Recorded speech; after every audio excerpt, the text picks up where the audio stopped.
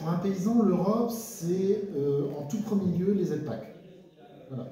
C'est la première aide que les agriculteurs touchent, qui fait parfois partie de leur revenu principal même, et qui leur permet de leur assurer un revenu décent ou tout du moins de compléter dans certains cas.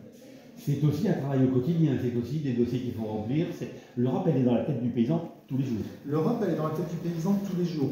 Les aides PAC, on a un dossier à remplir une fois par an où on doit être précis sur ce qu'on indique.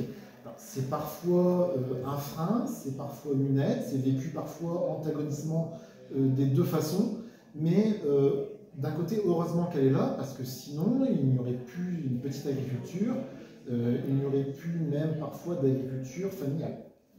Il faut être aidé pour remplir le dossier PAC et il faut se faire accompagner. Malheureusement, il faut se faire accompagner pour remplir un dossier PAC. On n'a pas forcément le choix, pas forcément le temps, pas forcément les capacités. Alors ça, c'est le point un peu négatif. Mais d'un autre côté, heureusement que l'Union européenne est là, heureusement que les aides PAC sont là, parce que sinon, certains agriculteurs n'arriveraient pas à subsister.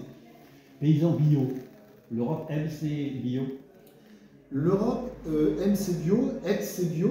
Alors, on peut dire parfois pas assez, parfois trop, suivant de quel côté on se place, l'échiquier ou voilà. Mais l'Europe aime ses paysans bio. Il y a une réglementation européenne aujourd'hui qui est commune. À tort ou à raison, après les États en font la lecture qu'ils veulent, mais il y a une réglementation européenne. On a tous le même cadre. Donc, ce qui veut dire que du bout du Portugal tout en haut de la Finlande, on a tous la même façon de voir l'agriculture biologique. Après, les États membres vont avoir leur lecture du cahier des charges bio, mais ça, c'est un autre débat. Fier de faire ce métier? Moi, très fier. Un paysan qui ne vote pas aux élections? C'est une absurdité.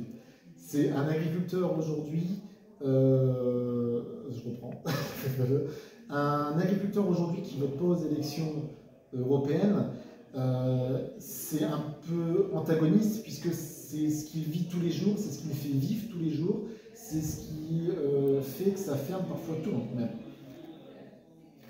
Merci.